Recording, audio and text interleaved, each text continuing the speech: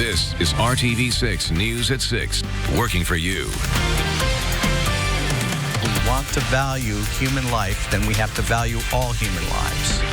Help for people struggling with illnesses and unable to make their own decisions. A program you may not know about but could help you and your family.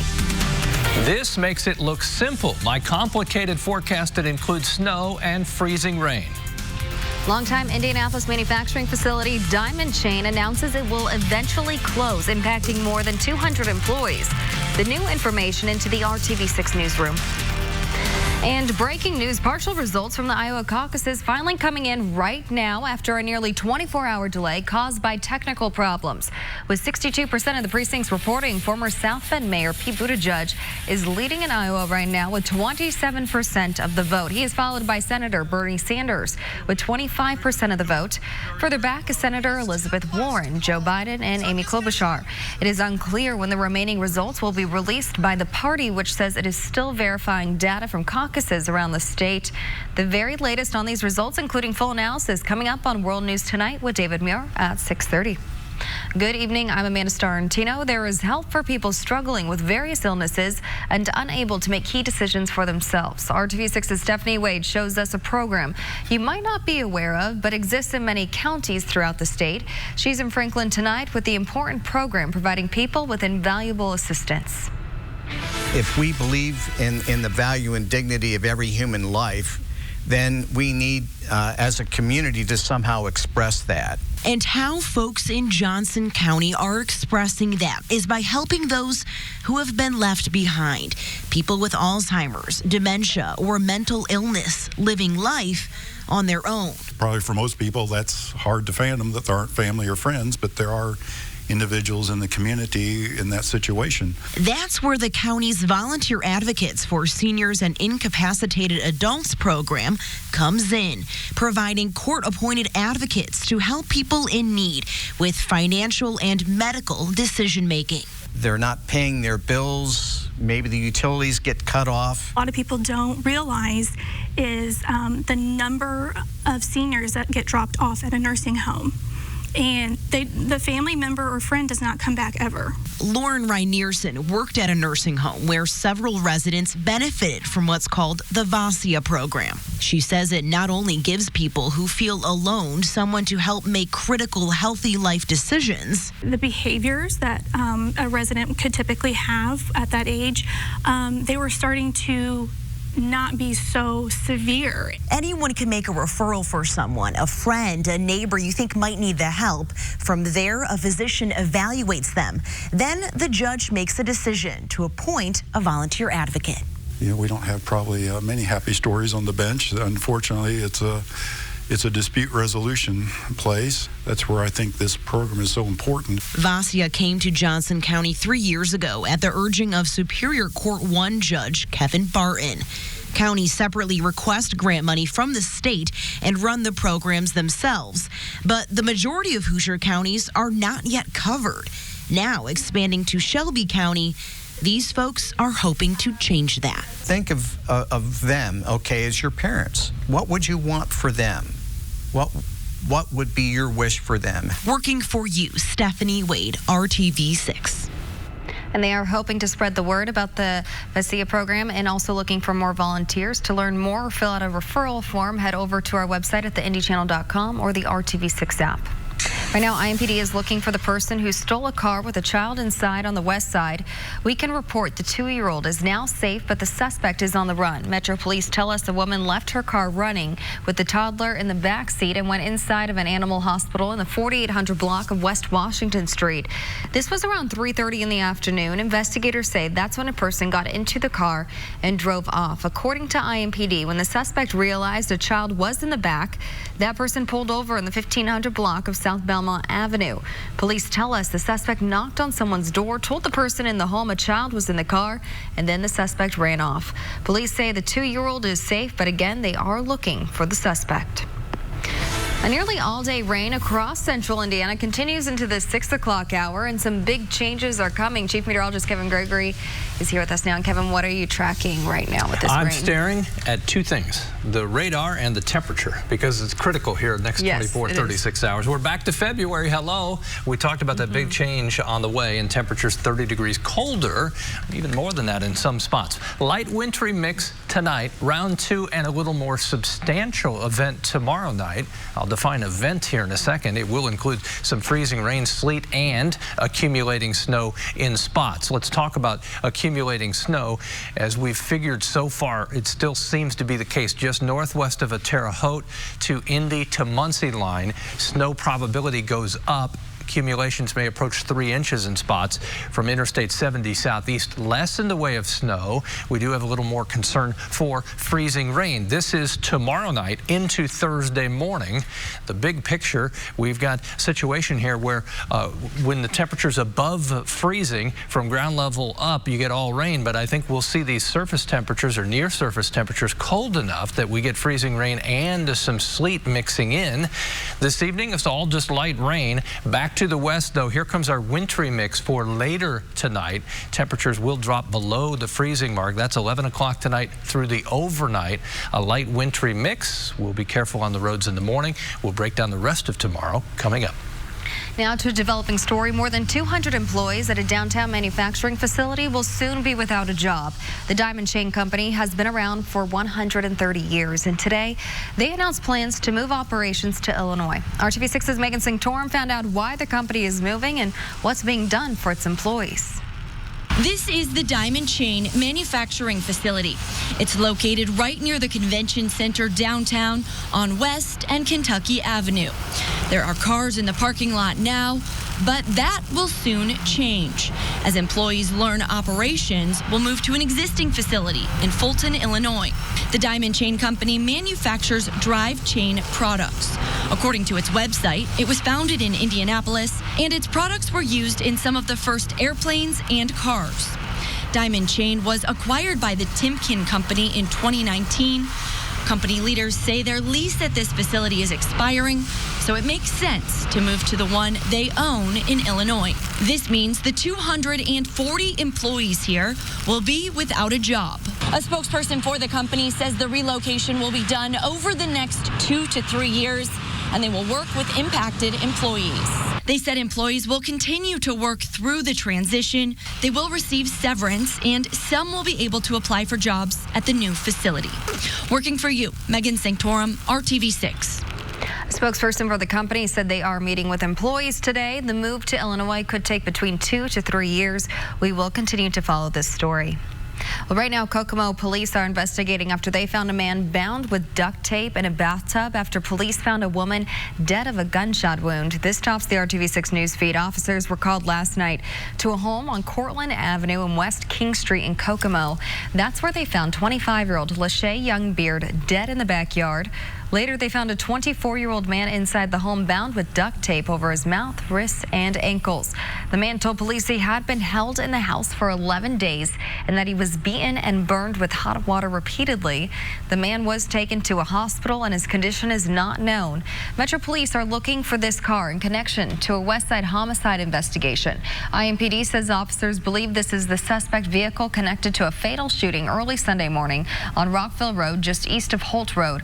The Marion County Coroner's Office has identified the victim as 42-year-old Stephen Jamel, but police are still looking for the person who shot Jamel. If you know anything about this case or recognize the car, call Crime Stoppers. Their number is 317-262-TIPS. And IMPD also needs your help to find this man. He is accused of robbing a Northside Village pantry at knife point last month. It happened at the Village Pantry located in the 1400 block of West 86th Street on January 5th. Investigators say the man pulled out a large knife, took money, and got away in a white Chevy Impala. Take a good look at this man. I'll call Crime Stoppers with any information. Again, that number is 317-262-TIPS. And a heads up for all drivers. This weekend, a ramp in the North Split will close. NDOT says the ramp from westbound I-70 to southbound I-65 will close at the North Split beginning Friday night at 10 and won't reopen until 6 Sunday evening. Crews will be repairing and replacing a barrier wall that was hit last month. The future of the rail trail, the cost and its impact. What our team of Zionsville students found out next on RTV6. A small school making a lot of noise this high school basketball season. The inspiring story of the Greenwood Christian boys basketball team in our Sports Extra Spotlight. Kevin. Our temperature change may have happened quietly, but it's certainly noticeable, and it also feeds into the issues for tomorrow specifically. Snow, some freezing rain, and sleet and rain all in my forecast. Down on the farm. This is RTV6 News at 6, working for you. A major development as a key section of the rail trail in Zionsville is moving forward. Call 6 Investigates Rafael Sanchez worked with students from Zionsville Community High School on this report. I'm gonna stay out of the way and just listen. Okay. Sir, it is all yours. Awesome. All right. So, what is the current status of the trail? RTV6 teamed up with students at Zionsville Community High School, all part of a national news literacy campaign through our parent company, Scripps Media. We worked with students over several days. They decided to look into the rail trail in Zionsville. They wanted to know why the project had been in limbo, the pending costs, and its overall impact on their hometown. The students identified who they believed needed to be held accountable and who in their community needed to be heard on this issue. They came up with the questions. They conducted the interviews. They assisted with the camera work, and their input crafted this story they believe needs to be told. Leanne McKay runs the E-Boom Bike Shop in Whitestown. I've been an avid bike rider all my life. In Zionsville, Will Pitts is a high school cross-country runner. Most runners will tell you if you can run longer in one direction at any point in time, it'll be great for anybody. Will and Leanne use the rail trail, but the popular path meant to connect their towns is not complete. With all this development going in and all the traffic coming in, it's so important to keep focused on getting that last part connected. It really is. Over the years, there's been a lot of talk about the future of the rail trail. The expectation is that it will allow people to bike or run without any interruptions between Zionsville and Whitestown. But we wanted to know what's taken so long to get that done. It's been like a promise in Zionsville that they're going to expand our rail trail from downtown Zionsville all the way out to Whitestown. And beyond. And it just hasn't happened yet. As part of the Scripps News Literacy campaign, 3 fellow Zionsville Community High School students and I began to investigate the cause of the delay. Strong communities have strong economies. We went to those in the know, the mayor and the president of the Board of Parks and Recreation, asking for accountability. We learned lack of money has been an issue until now. It's in sight. It's in sight. It's not there quite yet, but we have the funding and the budget to move forward. The growth in the use of the trail is phenomenal. The rail trail is currently about 4 miles and will be increased by 2 miles when connected to Whitestown and extended southward to Zionsville Road. Zionsville expects the extensions to the north and the south will cost over $4 million. Under the current plan, the funding includes a bond up to $2.5 million and a state grant worth $1.8 million. Zionsville won't hear about the grant until the end of March. The goal is to get the trail completed by the end of 2021 at the earliest and fully ready by 2022. You're killing me. 2022. No. This is the first that Leanne heard of the new timeline. A lot of the cyclists that come in here, they say, I worry about riding on the road, so I don't ride my bike. We believe in the trail, we believe in its growth, and also the opportunities for all of us to ride on it.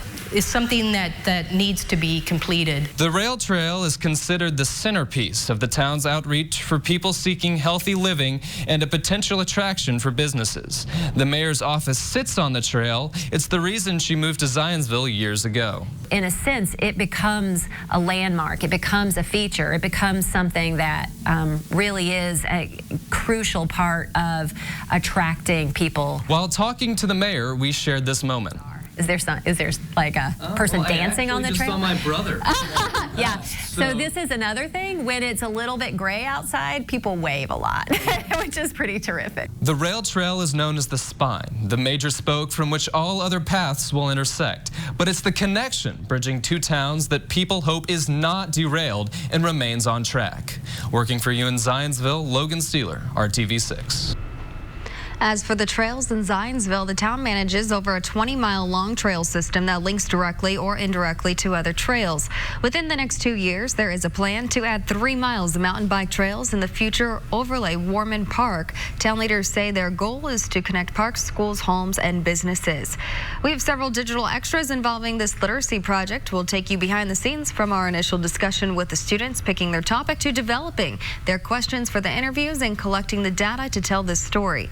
These are dynamic young people with bright futures. News gathering organizations will be lucky to have all 4 join our ranks in the future. You can join our digital extras with this story on the RTV6 app and theindychannel.com. Might be able to leave some footprints on that Zionsville trail tomorrow evening and tomorrow night. Okay, I'm anticipating your question. How much colder than this time yesterday? Nearly 30 degrees, 28 degrees colder in Indianapolis. Remember, we peaked at 67 degrees yesterday. Unbelievably mild. We've got the light rain showers eastern half of Indiana. I wanted to pull back so you can see this little ribbon from St. Louis to Springfield, Champaign up to Chicago. That will migrate to the east and increase our chance for a wintry mix tonight. Temperatures still above freezing, even in Champaign, Illinois, 35 in Peru, 36 in Indy, just under the 40-degree mark in Bloomington. Let's talk about 11 o'clock tonight. I think northern half of the state, a little wintry mix. Temperatures still at or above freezing. But as we go through the overnight, there's the pink. May see some light freezing rain. Then this is moving away in the morning. The fact that we've had anything overnight does put questionable bridges and overpasses first thing in the morning. So we'll need to be cautious that for some slick spots. Anytime the air gets underneath then those bridges and overpasses, it's easier to create some ice. Don't forget our Storm Shield app. It is free, valuable for winter situations as well as springtime storms, and the RTV6 app will keep you updated as well. Focus on the temperature. In the morning, right at the freezing mark, could be some slick spots. As we get to the afternoon, an increasing chance for the arrival of snow, then mixing with some freezing rain and sleet as we get into the evening hours and the temperatures come back down. Terre Haute to Indy around 4 o'clock. You see a little area of blue. That is snow right on the line from Indy to Terre Haute up to Muncie. Southeast of that, a little freezing rain and then also rain. That continues through 11 o'clock, begins to pull away as we go through the overnight. On the edge, again, from Indy northwest, your snow potential, accumulating snow potential goes up. From Indy southeast, because we mix in some freezing rain and sleet, less snow accumulation expected. Now, nothing to say that this won't wobble a little bit, either north or south, but it looks like 1 to 3 northwest of Indianapolis, or from Indy northwest, and then less than an inch to the southeast with that light freezing rain. Windy tomorrow. The winds will gust over 20 miles per hour through the day. Temperatures no warmer than about 35, and still a slight chance for some freezing rain early on Thursday. That will be the critical time, tomorrow evening to Thursday morning. Let's say hello to Brad. Thanks, team, and good evening, everyone. There are just 2 undefeated boys basketball teams left in the entire state. One of them is 4A powerhouse Bloomington South. The other, that would be Greenwood Christian. After a taste of tourney success last year, they are ready for more. I caught up with the Cougars for tonight's Sports Extra Spotlight. At the crossroads of family, faith, and the free throw line. Let's go, baby! What's that? The Greenwood Christian boys basketball team is making some big strides. We've really been turning it up a notch in practice, taking everything up a level. Our whole motto is be different. I think that's one way that we're showing it. It's been a season of firsts for the Cougars. Started with their first victory over city rival Greenwood. Their first win in the county tourney led to their first Johnson County title. Playing 3 of the biggest schools in the county, those were 3 huge wins for us. We prepared to win, and we came out and we executed. I think that gave everybody a lot of confidence and ultimately is going to help us win later in the tournament. With 8 seniors on the roster, experience is paying off for GCA. Last year, they won the sectional. This season, they've risen to the top of the Class 1A rankings. Last year was really inspiring just to go to regionals and everything. It was really cool to play at Martinsville, and that was just like our first taste. So for us, it's just like we want that again. We want to do whatever it takes to get there. Keep the mindset that this is what we've accomplished so far isn't what we're set out to do. We set out to win a state championship, so just keeping that part in our minds, keep working hard. Leading this group is head coach Johnny Marlin, a fiery point guard during his playing days at Center Grove. That energy has carried over to the sidelines. A lot of corrections happen after a loss, and so we told them early on, I said, fellas, winning or losing, we have to get better. And so that's been our mindset. And so there's been times where we've won and we've not been happy as a staff. It's easy when the guys have a bigger goal in mind than just, like the next game. He sometimes will jump in with us and he gets after it, and that really motivates everybody else. Faith in their system and faith in each other. It's adding up to a winning formula. Teams do well, but families are the ones that win. And so we've just had this theme of, let's be as united as possible. And so I think that's helped us a lot. GCA's 17 wins this season has already surpassed last year's total. Thursday night, they take on Morristown. The Cougars defeated them in the regional semis 1 year ago. The girls basketball state tourney starts tonight. Sectionals all over the area. We'll have a few highlights for you coming up at 11. We will also talk with the Butler Bulldogs. They have a crucial game at home tomorrow night against Villanova. Guard Aaron Thompson just might be returning from injury as well. That would be a big addition to the BU lineup. We'll have that for you tonight.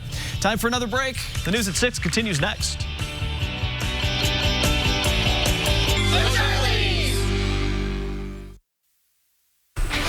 Don't rub your eyes.